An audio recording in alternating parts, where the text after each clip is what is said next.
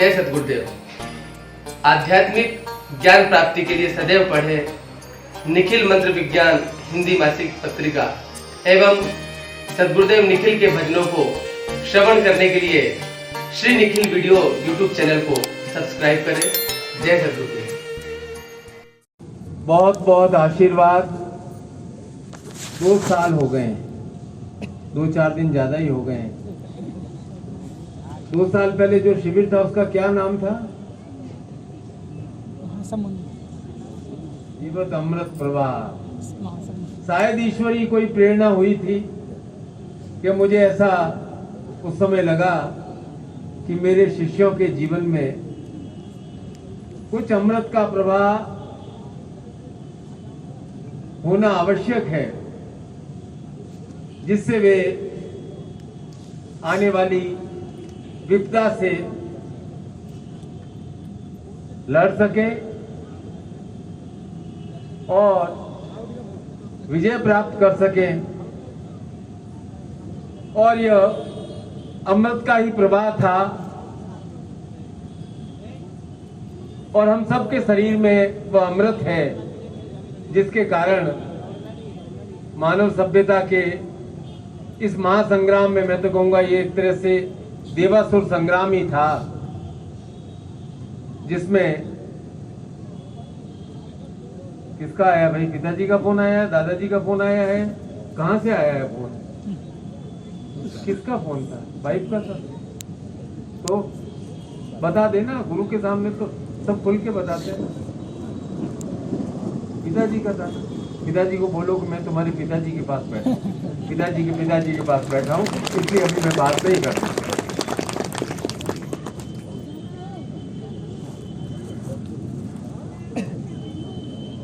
तो यह एक अमृत प्रवाही था और आपने संघर्ष किया। मैं आपके जज्बे को, आपके संघर्ष को बहुत बहुत नमन करता हूं कि आप इसमें विजयी रहे और यह हमारा पुनः गुरु शिष्य मिलन शिविर समारोह का शुभारंभ छत्तीसगढ़ की धरती से ही हुआ। इसलिए सबसे पहले मैं छत्तीसगढ़ के साधकों को बहुत बहुत साधुवाद और धन्यवाद कहना चाहता हूँ। कुछ बातें मैंने आपके लिए विशेष रूप से लिखी है कि देखो भाई, आप क्या हो? शिष्य हो, साधक हो। और जो साधक होता है वह विचारशील व्यक्तित्व होता है, ज्ञान से भरा हुआ होता है। लेकिन ज्ञान की धारा कहां से निकलती है? जीवन में अमृत धारा कहां से निकलती है? गुरु चरणों से होकर ही निकलती है।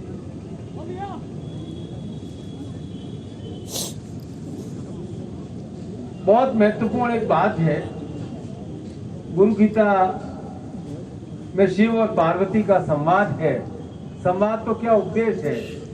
भगवान शिव का और पार्वती के प्रश्न है और गुरु उस समय शिव रूप में है अपनी पत्नी के सामने, और वह प्रश्न पूछती है। तब शिव कहते हैं कि संसार रूपी वृक्ष पर चढ़े हुए लोग नरक रूपी सागर में गिरते हैं, लेकिन उनका उद्धार गुरु ही करते हैं। उन सदगुरु को नमन है। क्या कहती है? ये शिव वचन है। एकमेव परो बंधुर्विश्व समुस्थिते गुरु सकल धर्मात्मा तस्मै श्री गुरुवे नमः। कि देखो भाई, जब विकट से विकट परिस्थिति आती है तो गुरु ही एकमात्र बांधव है, एकमात्र बंधु है। वे ही सब धर्मों के आत्म स्वरूप हैं। उन सब गुरु को, सदगुरुदेव को नमन है। सामान्य परिस्थिति में गुरु का सहयोग मिले या नहीं मिले, आप सोचो कि मैं ऑफिस जा रहा हूं और जल्दी पहुंच जाऊं, गुरुदेव मेरी सहायता करना। लेकिन मैं आपको निश्चित तौर पे कहता हूं कि जब विकट परिस्थिति आती है तब आपको गुरु का सहयोग अवश्य प्राप्त होता है। यह निश्चित है, यह शिव वाक्य है।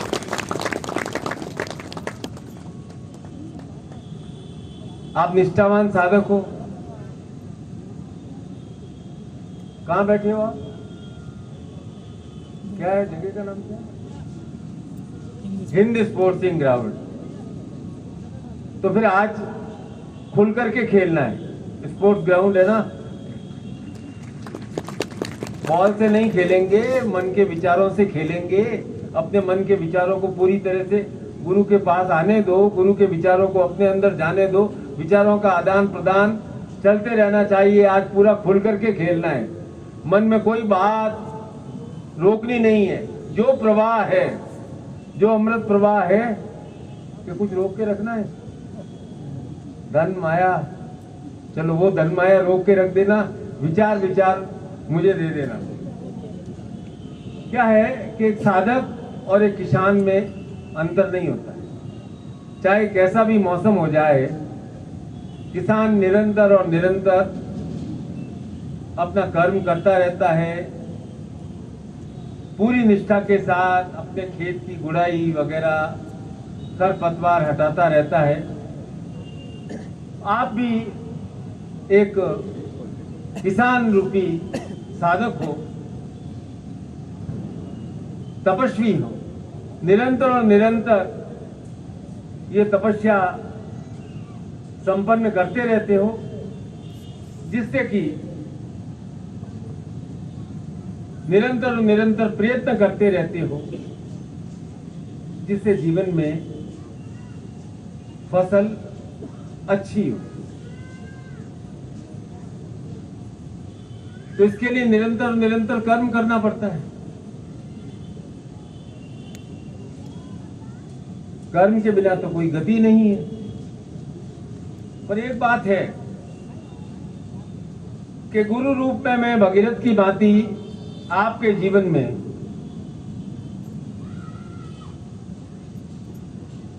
अमृत गंगा का प्रवाह करने के लिए, आपके संताप को दूर करने के लिए मैं स्वयं निरंतर और निरंतर प्रतिबद्ध हूं। यह गुरु रूप में मेरा कर्तव्य है। यह कहकर मैं कोई अभिमान नहीं कर रहा हूं। यह मेरी ड्यूटी है कि जो मेरे शिष्य हैं, जो साधक हैं, जो मुझसे जुड़े हुए हैं और जो निरंतर और निरंतर कर्मशील हैं, उनके जीवन के संताप, दोष,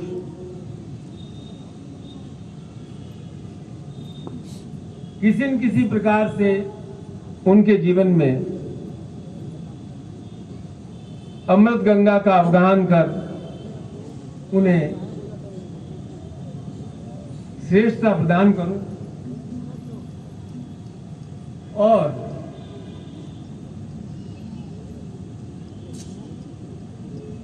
शिव कह रहे हैं पार्वती से गुरु गीता में ही कि शिष्य के जीवन में गुरु के बिना गति और उन्नति नहीं हो सकती। अब जहां तक गति और उन्नति की बात है आध्यात्मिक स्तर पर, तो बहुत इसका विवेचना उपनिषदकारों ने गति और उन्नति की बहुत बड़ी बड़ी व्याख्याएं की है। मेरे विचार से आप सभी गृहस्थ हो, आपके मन में एक प्रश्न बार बार हो जाता है कि क्या मेरे प्रयत्न सार्थक होंगे या मेरे प्रयत्न सार्थक नहीं होंगे। क्या मुझे मेरी मेहनत का फल मिलेगा या नहीं मिलेगा। यही प्रश्न आता है ना, बार बार रोज दिमाग में यही प्रश्न आता है। मैं आपसे पूछता हूं कि भगीरथ ने भी ऐसा कुछ सोचा था क्या? ऐसा नहीं सोचा। भगीरथ अपने प्रयत्नों से, अपनी तपस्या से पतित पावनी गंगा को इस धरा पर लेकर आए। बार बार प्रयत्न किया, निराश नहीं हुए। प्रयत्न सफला संतु, क्योंकि उनके जीवन में एक उद्देश्य था।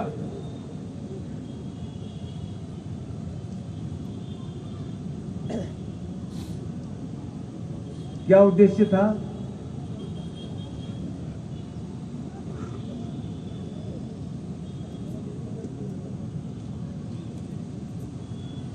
जो उनका उद्देश्य था वह यह था कि इस संसार में गंगा में डुबकी लगाकर एक व्यक्ति पुनः आशा से भर सकता है,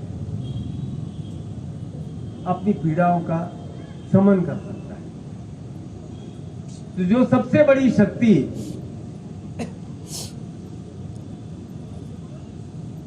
है वह है आशा। और भगीरथ लाए गंगा को, और गंगा से हमारी संस्कृति का पूरा इतिहास जुड़ा हुआ है। दो ही तो सृष्टि में महान घटनाएं हुई। पहला भगीरथ द्वारा गंगा का लाना, और दूसरी घटना गंगा पुत्र भीष्म द्वारा व्यर्थ की प्रतिज्ञा ले लेना कि मैं राज्य नहीं करूंगा, आजीवन ब्रह्मचारी रहूंगा। उस कारण से महाभारत हुआ। महाभारत हुआ तो पुनः धर्म की स्थापना हुई। तो गंगा हमारे जीवन में आशाओं का स्वरूप है। पर एक बात ध्यान रखना कि जो आशा रूपी गुरु कृपा है वह जब कई कई जन्मों के पुण्यों का उदय होता है तब यह गुरु कृपा प्राप्त होती है। और यह गुरु कृपा आशा के रूप में प्राप्त होती है। ये बात सबसे अधिक महत्वपूर्ण है। गुरु कृपा से ही पूर्व जन्म के, इस जन्म के दोषों का शमन होता है। गुरु से दीक्षित होना, गुरु का सामीप्य प्राप्त करना, गुरु वाणी सुनना, गुरु का दर्शन करना, चार बातें। गुरु से दीक्षित होना, गुरु का सामीप्य प्राप्त करना, गुरु वाणी सुनना और गुरु का दर्शन करना, यह सब पूर्व जन्म के संचित कर्मों का फल ही होता है, या फिर कोई आशीष एकदम प्रतिफलित हो जाती है। आप और मैं मिल रहे हैं, यह भी आशा शक्ति का ही परिणाम है। वैसे एक बात मैं आपको कह दूं कि पिछले 1.5 साल में आपने जितना काढ़ा पिया है ना, उतना इतने बड़े होने तक आज तक इतना काढ़ा नहीं पिया होगा जितना इस 1.5 साल में काढ़ा पी लिया।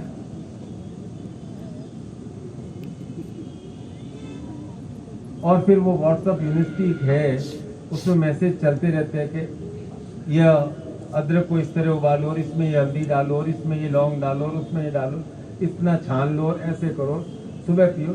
सारे लोग डॉक्टर बन गए और आप काढ़े से ठीक हुए हो क्या? किससे ठीक हुए हो? अरे भाई, कोरोना को आपने अपनी दृढ़ इच्छा शक्ति से और गुरु कृपा से ही हराया है। आपके भीतर आशा थी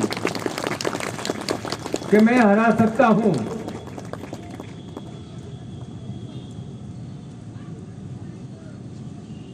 आपके मन में भी आशा थी और मेरे मन में तो पूर्ण आशा थी कि 6 महीने बीत जाएंगे, साल बीत जाएगा, 1.5 साल बीत जाएगा। उसी संन्यास महोत्सव पर इसी प्रकार हम गुरु और शिष्य अवश्य मिलेंगे। इसमें मुझे किसी प्रकार का कोई संदेह था ही नहीं। और आप लोगों का आभारी हूं। आप में से जो बैठे हैं, कम से कम 70-80% लोगों से बात की है, लेकिन उसके पहले मैं बात करता था तो वो अपनी सुनाते थे। लेकिन आप वो बात करते हैं तो पहले मुझसे पूछते, गुरुजी आप कैसे हो, आप ठीक हो ना, आप ठीक हो ना। यह आपका चिंता और एक प्रेम झलकता है कि हाँ, मैं मेरे गुरु से प्रेम करता हूं, इसलिए आप पूछते हो कैसे हैं आप गुरुजी। अन्यथा तो गुरु ही शिष्य को पूछता है कैसे हो बेटा। लेकिन एक 1.5 साल में, 2 साल में मैंने देखा आपके संदेशों के माध्यम से, आपके बातचीत से, मैं पूछता था देख चिंता मत कर, कि नहीं गुरुजी आप बैठे हो, मैं काहे की चिंता करूं, सब ठीक हो जाएगा ना। 10-20 दिन की बात और है। हॉस्पिटल से फोन करते थे लोग, पर कोई बात नहीं। आज के ये 2 दिन हैं, इनको अपनी स्मृति में चिरकाल के लिए संजो देना, क्योंकि आपके जीवन में पुण्यदायिनी भागीरथी गंगा का अमृत प्रवाह होने वाला है और जो 2 साल की कसर थी वह भी पूरी होगी। इसलिए इन क्षणों को बिल्कुल साधक की तरह, तपस्वी की तरह पूरे मनोयोग से जी है।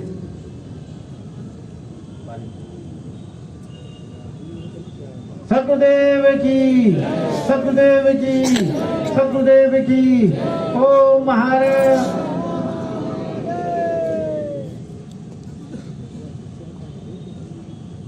गंगा के अवतरण की कथा में आपको थोड़े शॉर्ट में वापस बता देता हूं कि भगवान राजा राम के पूर्वज थे राजा सगर, इक्ष्वाकु वंश के। तो सगर के 2 रानियां थी और कहते हैं कि एक से 60,000 पुत्र हुए, एक से 1 सुपात्र हुआ। और ये 60,000 कुपात्र थे, थोड़े दुष्ट स्वभाव के थे, थोड़े क्या ज्यादा दुष्ट स्वभाव के थे। और उन्होंने कपिल मुनि का तप भंग किया। तो उनकी तपस्या को भंग करने के कारण, व्यवधान डालने के कारण कपिल मुनि को क्रोध आया और उन्होंने भस्म कर दिया।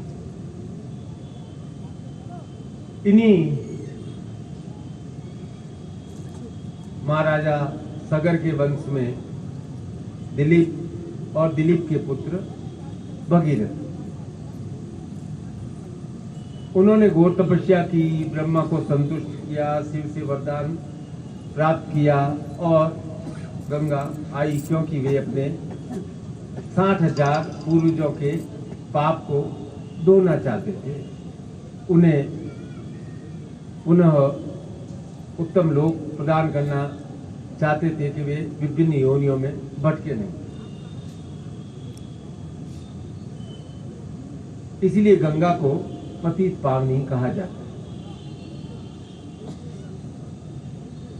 मैं पाप और पुण्य की लंबी चौड़ी व्याख्या पे नहीं पढ़ता, क्योंकि आप कहीं भी जाते हो, पाप और पुण्य की अलग अलग स्थानों पे अलग अलग परिभाषाएं होती है। और आप जो काम करते हो, यदि देखा जाए तो अब शास्त्रों में कहीं किताबों में लिख दिया सुबह 4 बजे नहीं उठे तो ये पाप है, ये नहीं किया तो पाप है, ये दान नहीं दिया तो पाप है, ऐसा नहीं किया तो रोज माता पिता के चरण स्पर्श नहीं किए तो पाप है। ऐसा पाप करके करके लिस्ट तो बढ़ा दी है लंबी और पुण्य की लिस्ट बना दी है छोटी सी। हर बात को नकारात्मक रूप से कहा गया है, इसीलिए धर्म से प्रेम होने के बजाय धर्म से भय हो गया।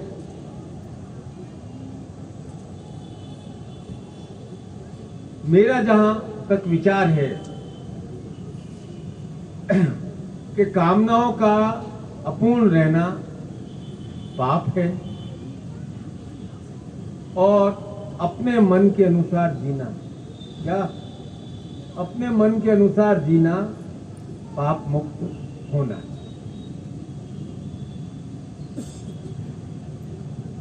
और मन के अनुसार जियोगे ना तो संसार में आप कोई गलत काम कर ही नहीं सकते हो, जो कि वर्जित है वह काम कर ही नहीं सकते।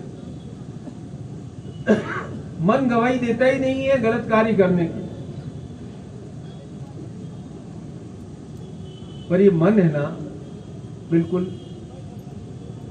चंद्रमा की बात है। चंद्रमा की कला है ना, कभी एकदम अंधेरा निकलता ही नहीं है, कभी थोड़ा सा, फिर दूज के चांद की तरह, फिर बढ़ता है, फिर घटता है।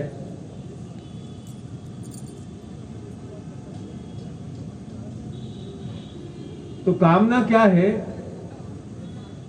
कि मन की प्रसन्नता किसमें होती है? कामना पूर्ति। इसलिए हम साधना करते हैं और हर शक्ति साधक को यही कहा जाता है एवं पूर्णमद पूर्णमिदं पूर्णात् पूर्णमुदच्यते पूर्णस्य पूर्णमादाय पूर्णमेवावशिष्यते। अब शास्त्रों ने कह दिया कि तुम पूर्ण से उत्पन्न हुए हो और पूर्ण में ही विलीन होगे, अपने आप को अपूर्ण समझो ही मत। लेकिन बिना शक्ति के इस पूर्णता के भाव को जीवन में उतारना संभव ही नहीं। यदि शक्ति नहीं है तो निश्चित रूप से हम अपने आप को अपूर्ण समझेंगे। मैं कितना भी कह दूं तुम पूर्ण हो, पूर्णमद पूर्णमिदं पूर्णमद पूर्णमिदं, कैसे हो?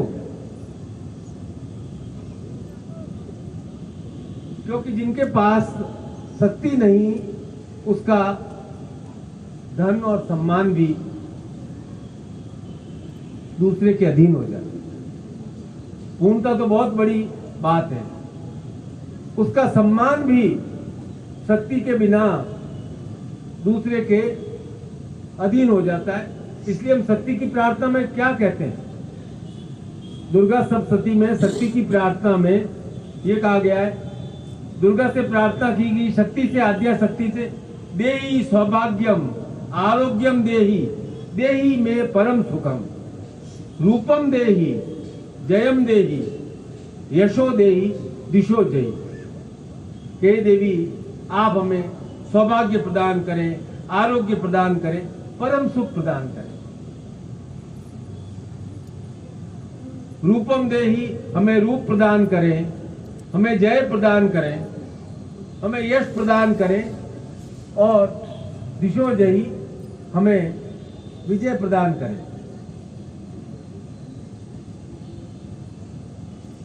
तो शक्ति ही साधक को उसकी मनोकामनाओं को पूर्ण करने का सामर्थ्य प्रदान करती है। शक्ति के बिना तो कुछ नहीं हो सकता है ना। मन की शक्ति, तन की शक्ति, विचार की शक्ति, जो भी है। और मनोकामनाओं की पूर्णता का अर्थ क्या है? अपने मन के अनुसार जीना। अपने मन के अनुसार जीना ही मनोकामनाओं की पूर्ति है। अब ऐसा हो जाए तो मन एकदम सरस हो जाता है, आनंद से भर जाता है, लेकिन ऐसा संभव नहीं हो पाता। आप कहोगे गुरुजी ऐसा कैसे संभव है? रोज नई बातें, नई मनोकामनाएं। अब सारी मनोकामनाएं तो पूर्ण हो ही नहीं सकती है, कुछ न कुछ अपूर्ण रह जाता है। और गुरु रूप में मेरा ये कहना है कि एक ईमानदार प्रयत्न तो होना चाहिए साधक के मन में कि मैं अपनी इन मनोकामनाओं को पूर्ण करना चाहता हूं। उसकी ओर से, साधक की ओर से एक ईमानदार प्रयत्न होगा तो वे मनोकामनाएं अवश्य पूर्ण होंगी, आसमान से नहीं आएगी। भगीरथ प्रयत्न सिद्धि, प्रयत्न होना चाहिए, एक ईमानदार कोशिश होनी चाहिए। और इस कोशिश की प्रेरणा और ऊर्जा कौन देता है? आद्या शक्ति देती है। उस आद्या शक्ति को संसार में क्या कहा गया है? श्रेष्ठ प्रयत्न। शक्ति का स्वरूप संसार में है श्रेष्ठ प्रयत्न के रूप, कि मैं प्रयत्न करूं ही नहीं और मेरी मनोकामनाएं पूर्ण हो जाए और मुझे सारी शक्तियां सिद्ध हो जाए। अरे भाई, शक्तियों का करोगे क्या कि मुझे अपनी मनोकामनाएं पूर्ण करनी? तो शक्ति आपके जीवन में किस रूप में आएगी? जब आप एक ईमानदार प्रयत्न के रूप में आती है। हाँ, प्रयत्न करने की जो प्रेरणा है उस रूप में शक्ति आपके जीवन में आती है। एक बार क्या हुआ, समुद्र में थोड़ा सा ज्वार आ गया तो काफी मछलियां किनारे पे आकर के गिर गई। लहर बड़ी आई तो एक आदमी उठा करके एक करके कुछ मछलियों को वापस समुद्र में डाल रहा था। तो एक आदमी ने कहा, देखो यार, तो हजारों मछलियां हैं, कितनी को तुम डाल दोगे और इससे फर्क क्या पड़ेगा? उसने बोला, फर्क उन मछलियों को पड़ेगा जिनको मैं वापस समुद्र में डाल रहा हूं। उन मछलियों को फर्क पड़ेगा जिन्हें पुनः जीवन प्राप्त हो गया है। मैं तो मेरा प्रयत्न करूं, चाहे मेरे प्रयत्न से 4, 10, 50, 100 मछलियों को पुनः जीवन दान प्राप्त हो, मैं अपने प्रयत्न में क्यों कमी रखूं? मुझे मालूम है कि मैं हजारों लाखों ये किनारे पे आ गई, मैं नहीं कर सकता हूं, लेकिन मेरी ओर से एक ईमानदार प्रयत्न है कि यदि मैं 100 मछलियों का भला कर सका, 200 का भला कर सका, सुबह से शाम तक कर सका, जब तक मेरे अंदर शक्ति है, वह ईमानदार प्रयत्न, वह प्रेरणा जब होती है तब जीवन में कार्य सिद्धि होती है। क्योंकि कामनाएं तो रोज जन्म लेंगी और सारी कामनाओं को पूर्ण कर नहीं सकते हो। और जिन कामनाओं को हम पूर्ण कर लेते हैं उससे हमारा मन खिल जाता है। तो पाप और पुण्य की दो परिभाषाएं सिंपल बना। पाप का अर्थ है अधूरापन और पुण्य का अर्थ है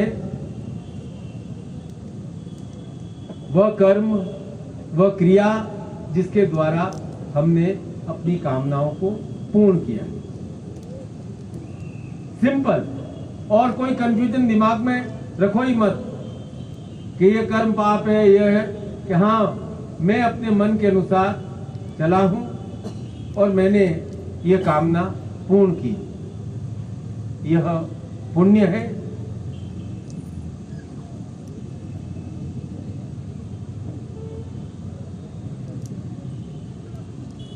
और जब कामनाएं पूर्ण नहीं होती है तो मन अधूरा रह जाता है। अधूरे मन से क्या उत्पन्न होता है? क्रोध। अधूरे मन से क्या उत्पन्न होता है? लोभ। अधूरे मन से ही लोभ और क्रोध उत्पन्न होता है। तो स्कंद पुराण में बहुत स्पष्ट रूप से कहा गया है कि संसार समुद्र में सबसे बड़ा ग्राह्य मगरमच्छ है वह लोभ ही है।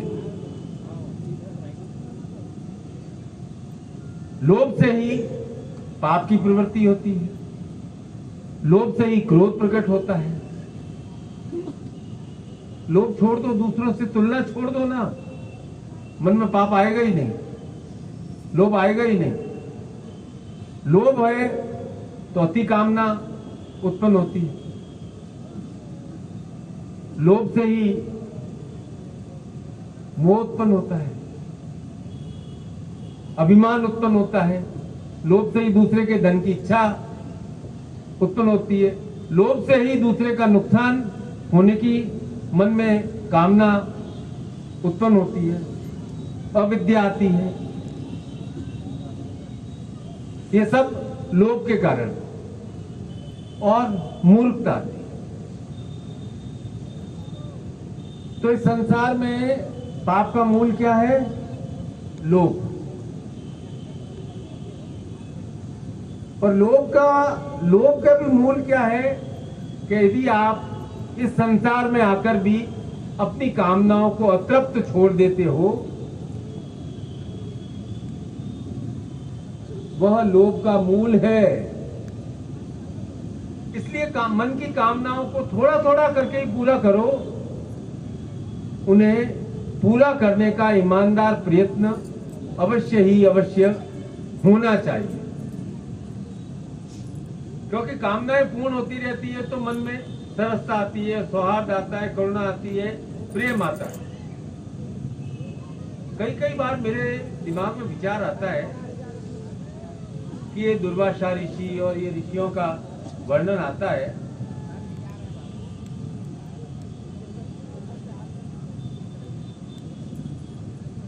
मान तपस्याएं की तो उन्हें तो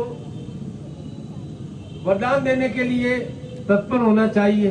इतने बड़े तपस्वी थे, इतने बड़े सन्यासी थे, लेकिन जहां दुर्वासा की कथा आती है वहां के दुर्वासा क्रोधित हो गई और उन्होंने श्राप दे दिया, इंद्र को स्त्री विहीन होने का श्राप दे दिया।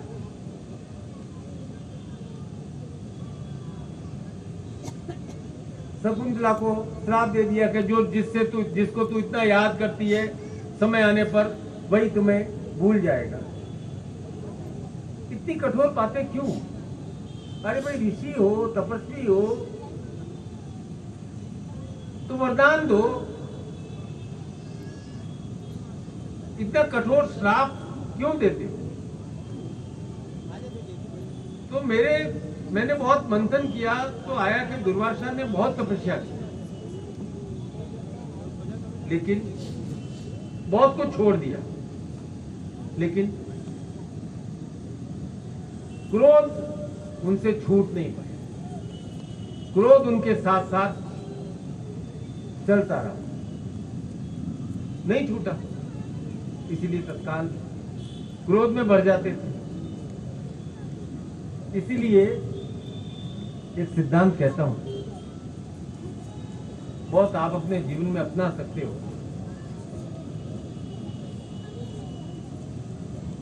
छोड़ना उतना ही अच्छा है जितना मन से छूट जाए।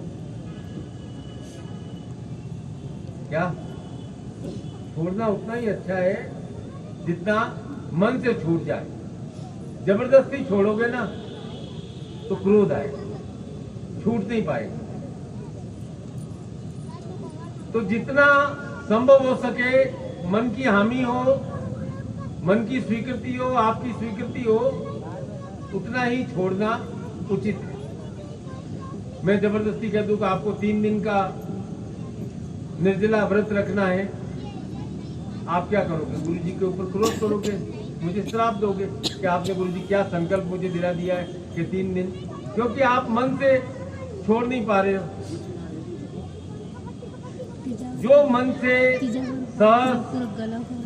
छूट जाए वह छोड़।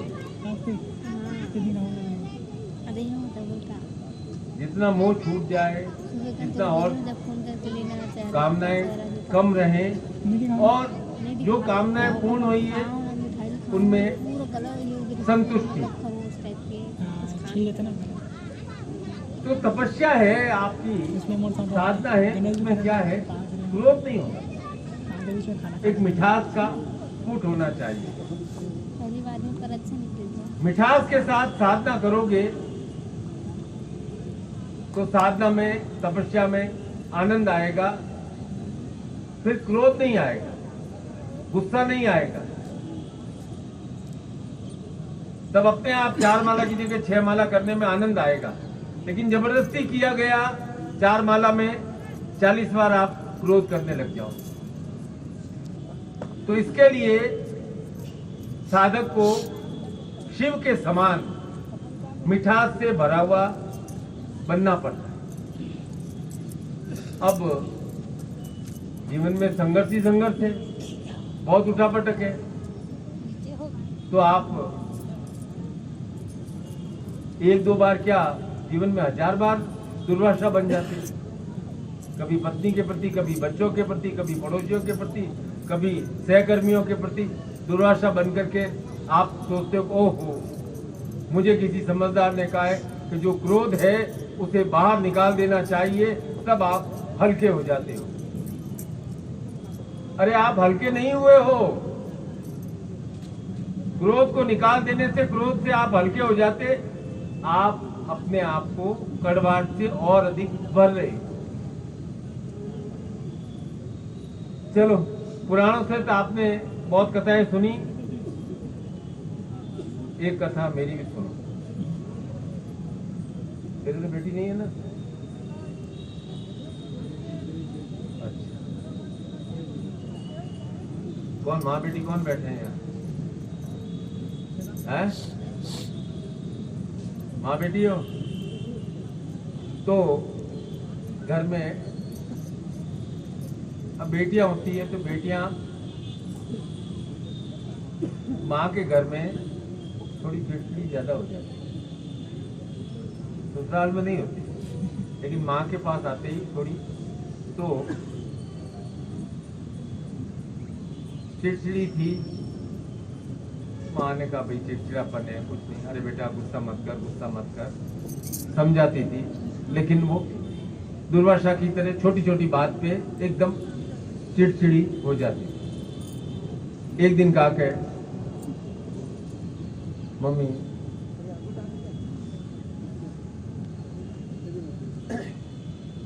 मुझे तो गाजर का हलवा खाना है। मम्मी ने कहा ठीक है बेटा।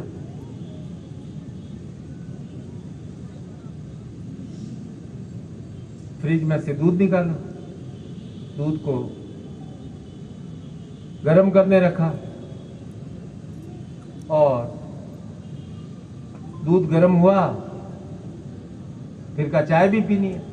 दूसरी पतीली में चाय की वो पतीली रखी, पानी उबालने रखा, चाय की पत्ती डाली और इधर दूध उफरने लगा। तो उसने कहा कि मम्मी मैं तो गाजर का हलवा खाऊंगी। तो मम्मी ने गाजर काट करके उसमें दूध में डाल दी। अब मुझे बताओ कि दूध तो एक था, दूध, चाय और गाजर के टुकड़े, तीनों की प्रकृति अलग अलग। दूध ठंडा था, एकदम गर्म हुआ तो उफन करके गिरने लगा। गाजर के टुकड़े थे, वे दूध में गए, कड़क कड़क थे, वे एकदम नरम हो गए। चाय का बुरादा था, कुछ सुगंध नहीं थी, जैसे ही गर्म पानी में गया पूरे रसोई में अपनी खुशबू बिखेर दी। तपस्या तो तीनों ने की ना। गाजर ने भी तपस्या की, दूध के अंदर वह गर्म हुई और अधिक कोमल हो गई। सूखा पाउडर था चाय का, वह गर्म तपस्या की, वह तपस्या में वह सुगंध देने लगा। और दूध जो ठंडा था, तपस्या करने लगा तो वह उबलने लगा। तो संघर्ष के लिए हमें तपस्या से तो गुजरना ही पड़ेगा। पर इसका अर्थ ये नहीं है कि हम हर समय चिड़चिड़े रहें, क्रोधित रहें, अपने आप को कोसते रहे, श्राप देते रहे, क्रुद्ध व्यवहार करते रहे। मैं कहता हूं कि यह क्रुद्ध व्यवहार, श्राप भला नहीं करता। पाश है, अब आप इसे शक्ति समझो। शक्ति है ना, विभिन्न पाशों के रूप में आपके जीवन में आती है। अब उस शक्ति से आप अपने जीवन की कठोरता को मृदुलता में परिवर्तित कर सकते हो। आप अपने जीवन के सूखे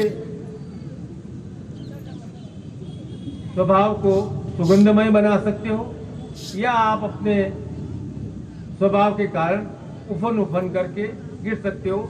शक्ति है वह तो विभिन्न। अब आपको निर्णय करना है कि आपको अपनी शक्ति का उपयोग किस तरह से करना है। श्राप देना है या वरदान देना है, नम्र या नरम होना है या उफन उफन कर फैल जाना है, क्या करना है? नम्र होना है या उफन उफन करके फैल जाना है? पक्का? ऐसा है कि आप जब बिना बात के क्रोधित हो जाते हैं, क्रुद्ध हो जाते हैं, तो वही व्यवहार लौट करके पुनः आपके पास आता है। ये बात जीवन में अच्छी तरह से धारण कर लेना। आपका क्रुद्ध व्यवहार, आपका दिया हुआ श्राप पुनः लौट करके आपके पास आएगा। इसलिए आप अपने जीवन में मधुरता ही रखिए, कोमलता ही रखिए, नम्र भाव ही रखिए।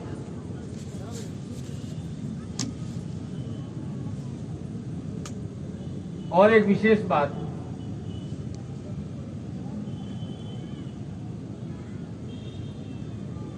कि मधुरता मन से आती है, वाणी से नहीं।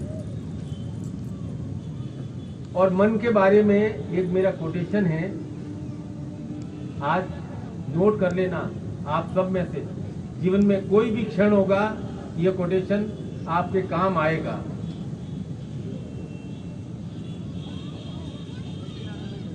कामनाओं पर मन को सवार करो। क्या कहा मैंने?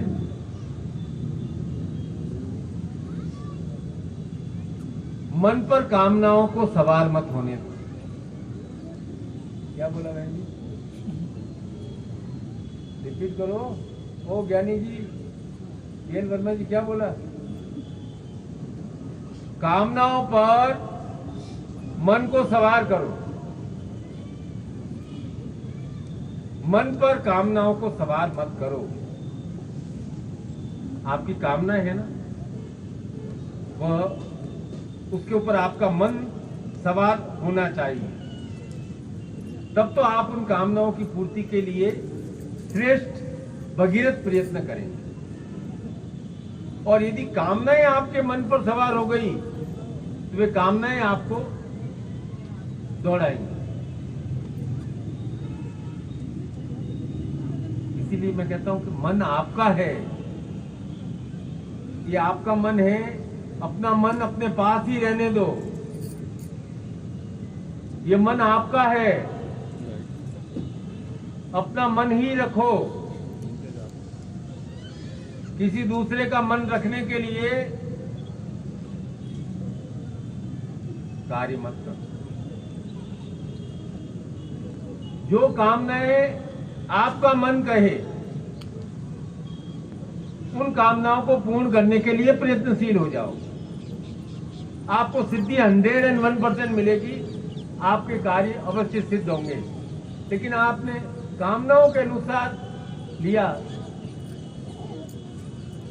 कि अच्छा पड़ोसी ने नेक्सा ली है, नेक्सा की कामना आई, मैं भी नेक्सा लूंगा।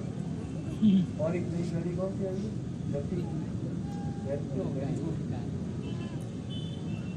अर्टिगा। ओहो, उसने अर्टिगा ले ली है, उसने पल्सर बाइक ले ली है, मैं भी पल्सर बाइक ले। अर्थात अब आपने कामनाओं के ऊपर मन को सवार कर दिया है। आपका मन कामनाओं पर सवार नहीं।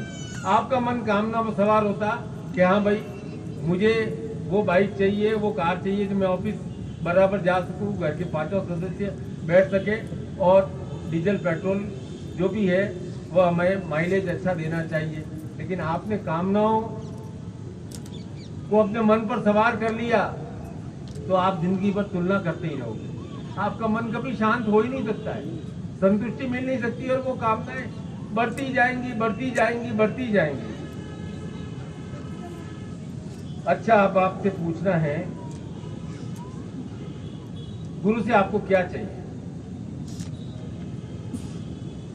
भक्ति, प्रेम या शक्ति? ईमानदारी से बोलना भाई, मन से बोलना।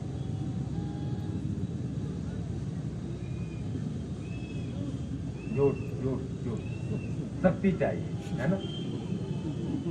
है? शक्ति चाहिए। प्रेम से तो क्या खाना आएगा नहीं ना, शक्ति से ही सब संसार के कार्य पूरे होंगे ना, है? तो गुरु से क्या चाहिए कि गुरुदेव आप मुझे शक्ति प्रदान करें। गुरु दुर्वासा थोड़ी प्रेम से ही शक्ति देंगे, भक्ति से ही शक्ति देंगे, लेकिन गुरु से आपके मन की कामना है कि मुझे शक्ति प्राप्त हो। यही है ना मन में कि हम और शक्ति का क्या उपयोग करोगे? सुखों की प्राप्ति। यही प्रार्थना है ना कि भाई मैं शक्ति का उपयोग क्या करूंगा कि मुझे सुख प्राप्त हो।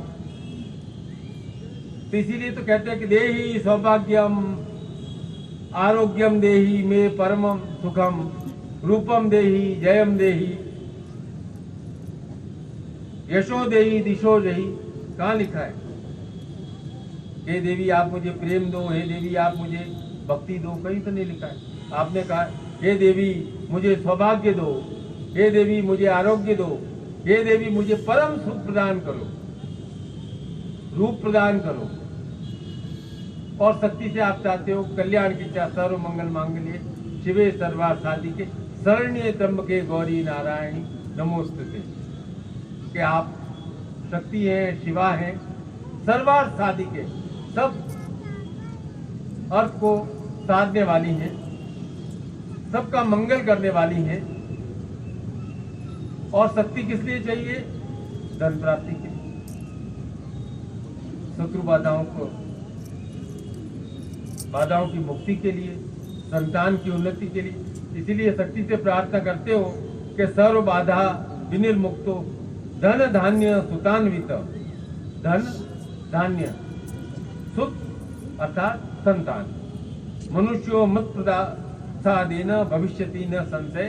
कि यह शक्ति यह सब प्रदान कर सकती है, इसमें कोई संशय नहीं है। ठीक है?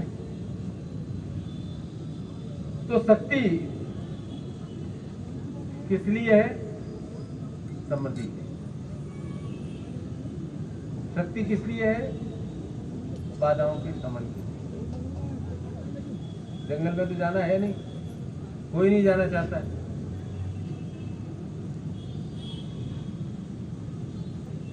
कि जाना है? संन्यास है, लेना है किसी को संन्यास है?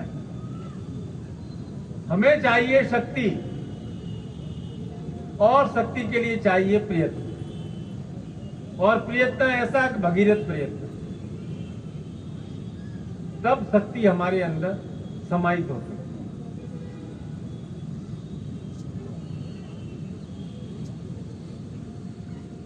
तो शक्ति के लिए ईश्वरीय शक्ति गुरु आप में प्रवाहित करते हैं, पर इसके लिए गुरु और शिष्य के तार तो जुड़ने चाहिए ना, कि नहीं जुड़ने चाहिए? जमाना ब्लूटूथ का है, ब्लूटूथ भी आखिर पास तो रखना ही पड़ता है, ब्लूटूथ भी तो ऑन करना पड़ता है ना, तब आप तो शक्ति प्राप्ति के लिए गुरु से आपका जुड़ना आवश्यक है, मिलना आवश्यक है,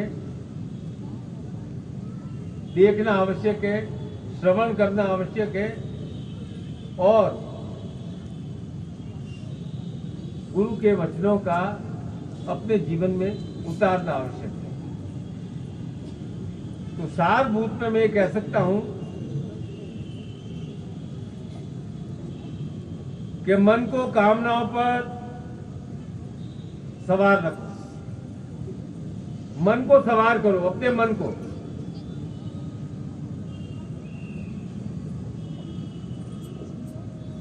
कई लोग मेरे पास आते हैं, जी ये तंबाकू सुपारी छोड़ नहीं रहा है, क्या गुरुजी कुछ करिए। मैं उससे पूछता हूँ, घर जाना बेटा, विचार करना, ये अच्छा है, तेरे मन को अच्छा लगता है तो इसको खाते रहना। तेरे मन को लगे कि ये ठीक नहीं है, इसकी कामना ठीक नहीं है, तो छोड़ देना। और 100 में से 90 लोग जब इस प्रकार का विचार करते हैं कि मेरे ऊपर यह सवार नहीं होना चाहिए, मैं उसके ऊपर सवार रहना चाहिए, और कामनाओं की पूर्ति के लिए प्रयत्न करना साधक का कर्तव्य है। अपने दोषों का शमन करना साधक का कर्तव्य है। और शक्ति अग्नि रूपा ही होती, तपस्या ही होती। उस तपस्या के द्वारा अपने भीतर वह लौ जगानी है जिससे हम बाधाओं का विनाश कर सकें। उस धूम्र वर्णा धूमावती को अपने भीतर स्थापित करना है जिससे हम बाधाओं पर शमन कर सकें। अरे भाई, बाधाओं पर शमन करोगे तभी तो कामनाएं पूर्ण होंगी। यदि रोड ब्लॉक ही आते रहेंगे, रोड ब्लॉक ही जिंदगी में रहेंगे, तो हर समय दुखी रहेंगे। हर समय दुखी रहेंगे तो क्रोध उपजेगा, क्रोध उपजेगा तो लोभ प्रकट होगा, लोभ होगा तो गलत सलत करोगे। फिर सोचोगे कि कैसे भी कैसे करके जल्दी से जल्दी मैं धनवान हो जाऊं, लक्ष्मीवान हो जाऊं, या गुरुजी आप मुझे आशीर्वाद दे दो। अरे भाई, गुरुजी तो आशीर्वाद देंगे, लेकिन गुरुजी ने कहा है इस संन्यास महोत्सव पर 1 महीने पहले से ही मैसेज भेज दिया है कि भगीरथ प्रयत्न सिद्धि संन्यास महोत्सव। मैं सन्यासी उसे मानता हूँ, कर्मशील सन्यासी जो जिंदगी में भगीरथ प्रयत्न करता रहता है, निरंतर तपस्यारत रहता है। आप सभी तपस्वी साधकों को मेरा बहुत बहुत बहुत बहुत आशीर्वाद। अपने जीवन में आप तपस्वी कर्मशील बने। किसी को कुछ पूछना है? बोलो भाई, किसी को कुछ पूछना है तो डरो मत। गुरु से डरने, गुरु को डरने की चीज थोड़ी है। क्या चाहिए गुरु से? प्रेम, भक्ति या शक्ति? है शक्ति। सब कुछ चाहिए, सब चाहिए या कुछ चाहिए? है सब चाहिए या कुछ चाहिए? सब चाहिए तो सब कुछ मत बोलो, जो चाहिए ना वही बोलो। सब चाहिए तो सब चाहिए। गुरुजी थोड़ा बहुत दे दीजिए। अरे भाई, थोड़ा थोड़ा थोड़ा थोड़े की बात ही क्यों करते हो? गुरुजी बहुत दे दीजिए। ईश्वर से प्रार्थना करो। ईश्वर बार बार प्रार्थना करते कि सौभाग्यम देहि, आरोग्यम देहि, रूपम देहि, जयम देहि। जब इतनी बड़ी प्रार्थना करते हो कि सब सौभाग्य हो, परम सुखम देहि, परम सुख प्राप्त हो, वहां तो प्रार्थना में तो लिखा नहीं ना थोड़ा सुख दे दीजिए, फिर थोड़ी देर दुख दे दीजिए, थोड़ा सुख दे दीजिए, थोड़ा दुख दे दीजिए। पर अपने मन को स्थिर रखिए। अपने मन में आशा को सदैव बनाए रखिए। और आपके गुरु का नाम है आशा। उस आशा को अपने अंदर स्थापित कर लीजिए। आप जिंदगी के संघर्ष में कभी निराश नहीं होंगे, हताश नहीं होंगे, उदास नहीं होंगे। सतगुरुदेव की, सतगुरुदेव की, सतगुरुदेव की। ओ महाराज, बहुत बहुत आशीर्वाद माल्यार्पण के लिए। सबसे माल्यार्पण प्राप्त हुआ। चलो, कितने बज गए? 5:30 बज गए। 6:30 बजे। हाँ जी, कुछ आदेश बोलिए।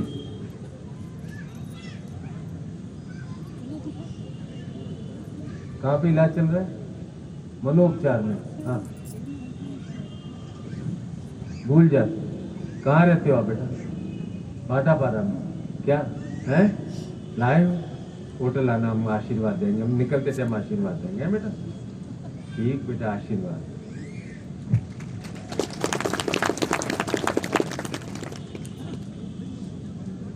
डरना नहीं गुरु से। जिससे प्रेम करते हो उससे डरते हो क्या?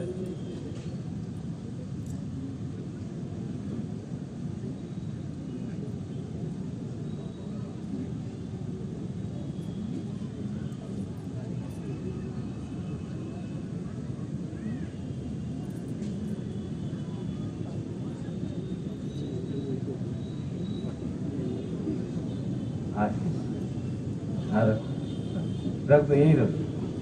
धन्यवाद। क्या नाम बेटा आपका? सुरेश चंद्र। उड़ीसा से हो? कालाहांडी से। तुम भी उड़ीसा कालाहांडी से हो? आशीर्वाद आशीर्वाद। एक शिविर बाकी है वहाँ का, जरूर सबसे पहले वहाँ करेंगे। आशीर्वाद।